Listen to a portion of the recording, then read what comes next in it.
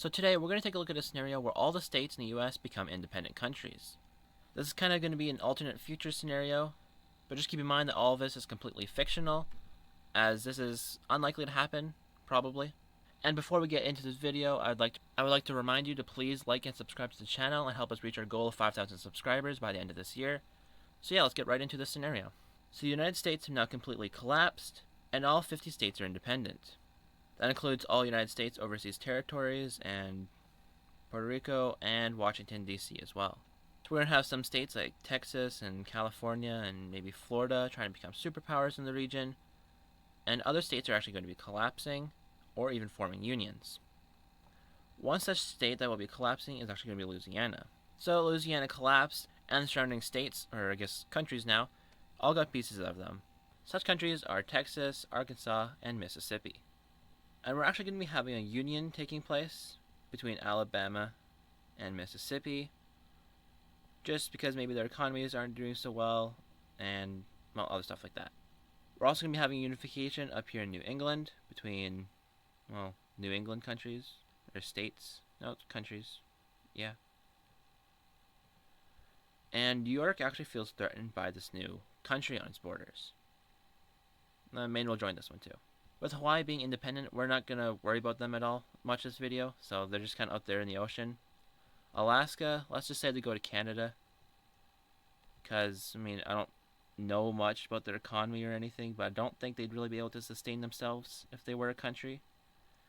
So let's give them over to Canada. I think Canada would like that. And we're actually going to be having our first war of this video now, and that's actually going to be Virginia declaring war on West Virginia. Other countries are actually going to be getting in on this war.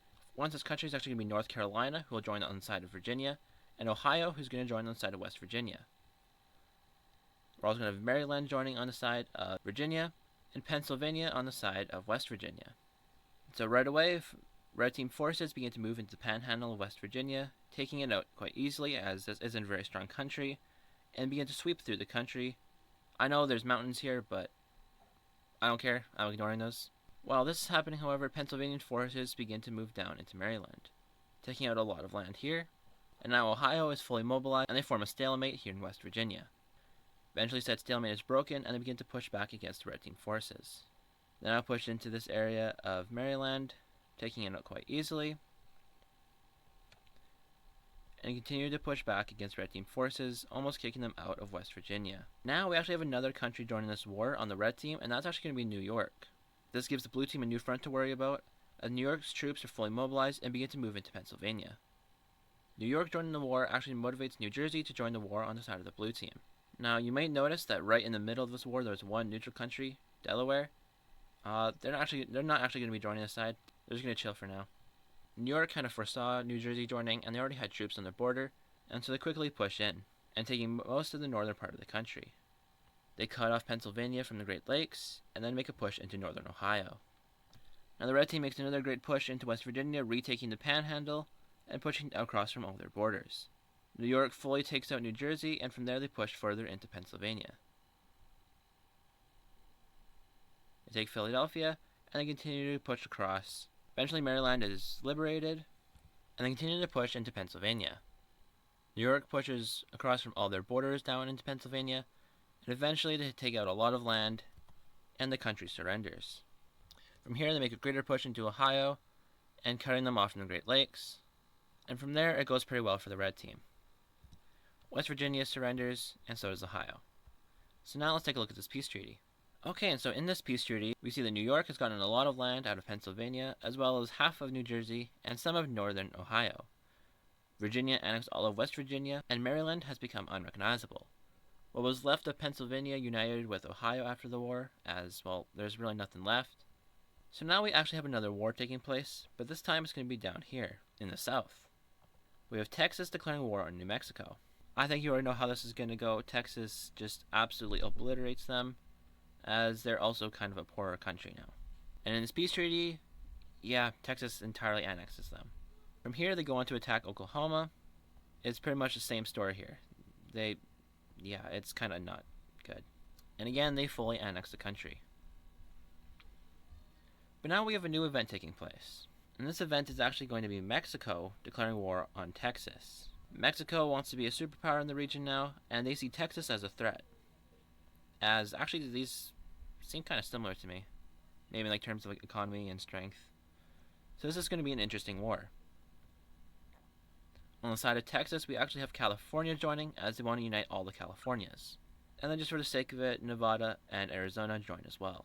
Right away, Mexican troops begin to move into southern Texas, and Californian and Arizona troops begin to move into the Baja California area. We also have Texas making a push into Mexico, and surprisingly, we have Utah joining this war on the side of Mexico. And right away, they push out and take Las Vegas, then push into Arizona and northwards in Nevada. The blue team is shocked by this, but now they have to reorganize their troops in order to go and defend against the other front line. Texas fully pushes out Mexico and begins a greater invasion of the country. They push down along the coast of Mexico, and California has completely taken out the Baja California Peninsula, and they continue to push down the Mexican coast in the west. Texas starts a new campaign into Mexico in the north, and this actually goes quite successfully as they connect up with their other front lines. California and Texas make a plan to join up their front lines, and they do just that, and now they continue to push into Mexico. During this time, we see unification between Idaho and Montana, as well as Oregon and Washington State. Back to the war, California and Texas have made a great push into Mexico, and Nevada was completely liberated. From here, they begin to push into Utah, and the country immediately surrenders, as they really didn't want to fight a war, they just wanted Las Vegas. But it's about that time we actually see the surrender of Mexico, as they don't want to fight a war anymore. So now let's take a look at this peace treaty. Okay, and so taking a look at this peace treaty, we see that Texas got a huge chunk of land out of Mexico, and Arizona let them take some land out of their country in order to get some land out of Utah as well. But Arizona is okay with this, as they got a lot of land in Mexico as well as Utah. I don't know how likely they are to hold on to this, but we'll see. And California annexed all of the Baja California area, and Nevada got a huge chunk of land out of Utah. The Utah is left to only this, and we'll see how long that lasts. And I actually think that's going to be a good place to end this video. So if you did enjoy this video, please make sure to like and subscribe to the channel, help us reach our goal of 5,000 subscribers. And if you did enjoy this video, let me know if maybe you want to see a part 2, as this video was actually kind of fun to make. And yeah, I'll see you in the next video.